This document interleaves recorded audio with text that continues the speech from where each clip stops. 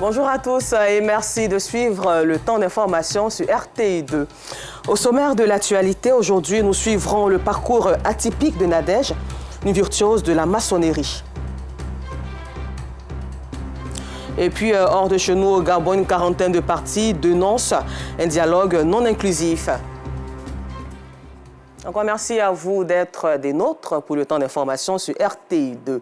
Nous vous le disions en titre, la trentaine révolue. Nadège évolue dans le secteur du bâtiment, principalement dans la maçonnerie.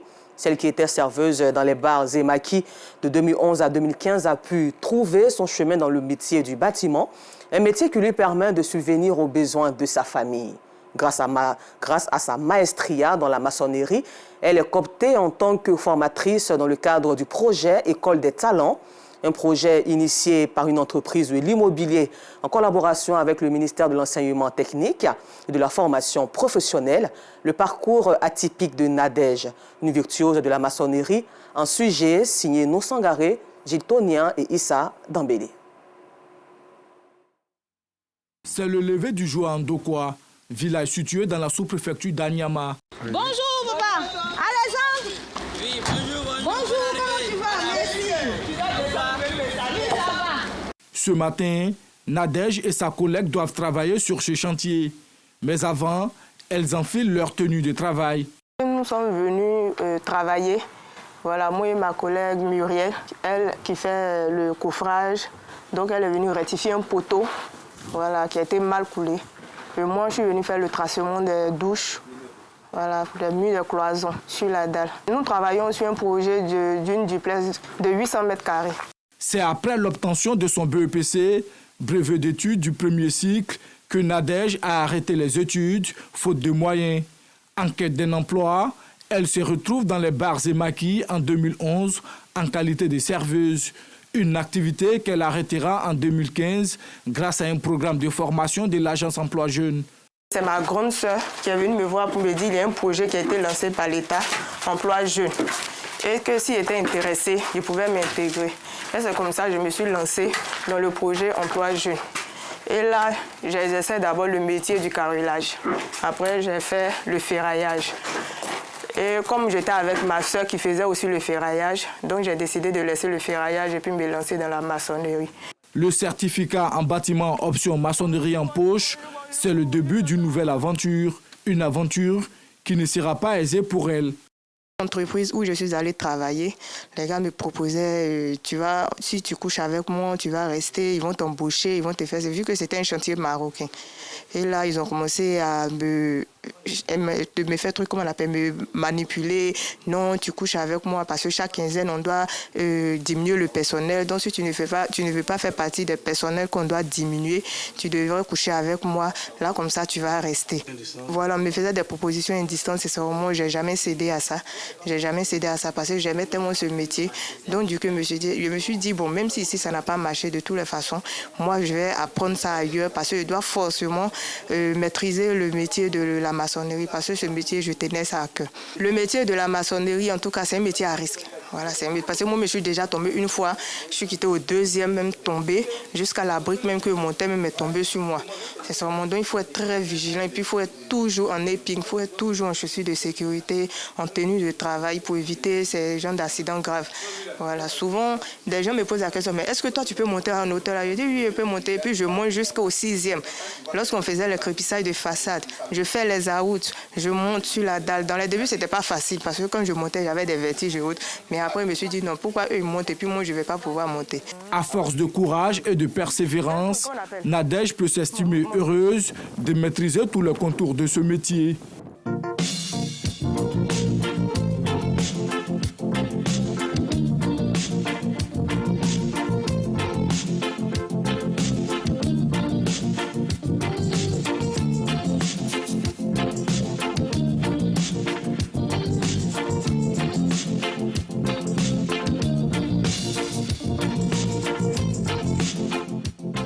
Emmanuel Thuot est le responsable de ce chantier. Ce dû par la qualité du travail de la jeune Nadège, il n'hésite pas à lui confier des chantiers. Ce que j'ai aimé chez elle, c'est qu'elle comprend vite. Voilà. Quand tu lui montres un truc, elle comprend vite. Voilà, ça, j'ai apprécié ça. Parce qu'il y a des gens qui viennent, même des hommes. Tu leur montres chaud, tu vas montrer pendant 1 mois. Quand tu t'absentes, tu ne peux pas faire de rêve. Voilà, c'est ce que j'ai aimé chez Nadège, la compréhension facile. Sa collègue Muriel ne dira pas le contraire. Le travail de Nadège se résume en 3 points. Efficacité, responsabilité et ingéniosité. Nadège et moi, nous sommes rencontrés à l'association REFAPSI, qui est le réseau des femmes artisanes du BTP. C'est une personne très passionnée par le domaine. Sa maestria dans le secteur de la maçonnerie lui a permis d'être cooptée en tant que formatrice dans le cadre du projet École des talents. L'École des talents, c'est un projet de Kaidan Group qui est en collaboration avec le ministère de l'enseignement technique, que nous travaillons en tant que formatrices. Nous formons des apprenants de tout corps de métier. C'est en ce qui concerne le bâtiment. Nous avons la maçonnerie, le coffrage, le ferraillage qui fait partie de grosses œuvres. Nous avons aussi la peinture, le carrelage, le staff et puis la soudure. Pour Nadège, il n'y a pas de métier dit d'homme. Seule la passion peut amener à tout surmonter. Il n'y a plus de métier d'homme. Il n'y a plus de métier d'homme. Métier, c'est métier. Donc, moi, j'encourage mes sœurs à se lancer dans ce projet, à apprendre à exercer un métier. Moi, je ne suis pas allée loin dans les études. Mais grâce à ce métier, aujourd'hui, je peux taper ma poitrine pour dire que je suis une femme d'affaires. Je suis une femme d'affaires parce que je travaille pour des personnes même qui sont des hommes d'affaires, des femmes d'affaires. Je travaille avec des collègues aussi qui sont hommes. Mais moi, malgré que je suis femme, j'ai des chantiers aussi qu'on me confie en tant que femme. Donc là, je peux dire non, que non, je suis en concurrence avec des hommes parce que j'arrive à travailler comme eux, je travaille comme eux. Il n'y a pas de différence entre les hommes et moi. Nadège, dans les bars et maquis durant des années, c'est finalement dans la maçonnerie qu'elle a fini par trouver son chemin. Un métier grâce auquel elle parvient à subvenir aux besoins de sa petite famille. Avec ses 2 enfants et son homme, Nadège arrive à allier vie de famille et vie professionnelle. Plein succès à Nadège Ndri. En société, la saison des pluies avance à grands pas. Les populations dans les zones à risque sont priées de quitter les lieux. Mais à Mosikro, dans la commune d'Atekoubé, les riverains vaquent paisiblement à leurs occupations, bien que conscients du danger. Pourtant, chaque année, le quartier enregistre des morts. Quelle est donc la raison de leur présence dans cette zone à risque? Les réponses dans ce reportage de Georgette Ido Fofana. Marina, commerçante, vit à Mosikro dans la commune d'Atekoubé depuis 20 ans. Pour l'heure, bien que son quartier ait été identifié comme zone à risque pendant la saison des pluies, Marina ne compte pas quitter les lieux. On n'est pas prêt à partir parce que il y a manque de moyens. Tu as habité d'un coin pendant 20 ans, tu vas te lever comme c'est plus de jour en lendemain venir qu'il faut partir. Tu t'en où? Tu t'en commencer où? Chaque année, durant la saison des pluies, Mosikro enregistre des morts dues aux inondations ou éboulements. Cette année, en prélude à cette période, le gouvernement a initié des opérations de déguerpissement dont fait partie ce sous-quartier de la commune d'Atekoubé. On est dans le quartier, on nous parle de déguerpissement. Mais pour le moment, on nous parle des zones à risque. Bon, nous, on n'est pas dans zone à risque. Mais apparemment, on dit nous qu'ils vont tout casser. Actuellement, où on est, la situation, ça est ici. Bon, on dit c'est pour casser les maisons. Donc, on attend. Le jour où on vient, quand on dit qu'ils vont casser, on va partir. Depuis moi, je suis venu, en tout cas, quand il pleut, il y a vent, mais il n'y a pas les maisons à détruire. Ces riverains sont bien conscients du danger, mais ils souhaitent un appui de l'État avant de libérer ces zones. Si l'État nous demande de partir, s'il y a les mesures d'accompagnement, ça nous fait plaisir. Si nous sommes recensés, au moins ici, il y a quelque chose, on sait où aller pour aller se caser. S'il n'y a pas de recensement, c'est une inquiétude. S'il y a une aide, on est prêt à quitter. Mais s'il n'y a pas une aide là, c'est ça qui est notre problème de là. En 2023, les fortes pluies qui se sont abattues sur la ville d'Abidjan ont causé la mort de 4 personnes à la suite de l'effondrement d'un mur à Mosikro. Un peu plus loin du district autonome d'Abidjan, très bonne nouvelle pour les populations de Peuségui. C'est en 1975 que Peuségui a manifesté le désir d'avoir du courant électrique. Ce village de la sous-préfecture de Podiagouéné, dans le département de Mans, région du Tongpi, vient de voir son plus grand vœu se réaliser. Les 7000 âmes y vivant peuvent savourer à présent les bienfaits de l'électricité. Le témoignage de Gervais Kouassi du bureau régional de RTI Mans. 50 ans, oui, 50 ans que Peuségui attend d'avoir du courant électrique. Le rêve de ce village vient donc de se réaliser. Sur instruction du chef de l'État, Peuségui a été connecté au réseau électrique national et ce à la grande joie des populations qui pourront à présent goûter aux délices de l'électricité. Enfin, à partir de 20h déjà, on dort dans les maisons à cause du manque de lumière. Et maintenant, on reste dehors jusqu'à 2 fois 4h du matin. Aujourd'hui, maintenant, il y a la sécurité. Dieu merci, courant est venu. On a fait nos petits commerces, l'eau glacée et des jus. Nos enfants peuvent étudier à la lumière vive de l'électricité, alors que par le passé, ce n'était pas possible. Les filles et fils de Peuségui, qui ont choisi le président de l'église baptiste Œuvre et Mission comme porte-voix, ont exprimé leur gratitude à l'endroit du premier des Ivoiriens, le président Alassane Ouattara, qui s'est personnellement investi dans la mise sous tension du village. On a mis le courant, les sorciers sont vaincus au nom de Jésus. Tous les esprits négatifs sont vaincus au nom de Jésus. Ce qui retardait beaucoup, c'était l'électricité. On n'en avait pas. C'était très difficile d'en avoir à 50 ans. On a lutté, on a persévéré. Et voici aujourd'hui que l'électricité est là. Le chef de cabinet du président de la République, Claude Saïssou Maoro, parrain de la fête de la lumière à Peuségui, n'a pas tari d'éloges à l'endroit du chef de l'État qui, selon lui, est doté d'un génie politique hors pair. Aujourd'hui, notre pays là, attire par le caractère rassurant des réformes que le président Alassane Ouattara est en train d'entreprendre.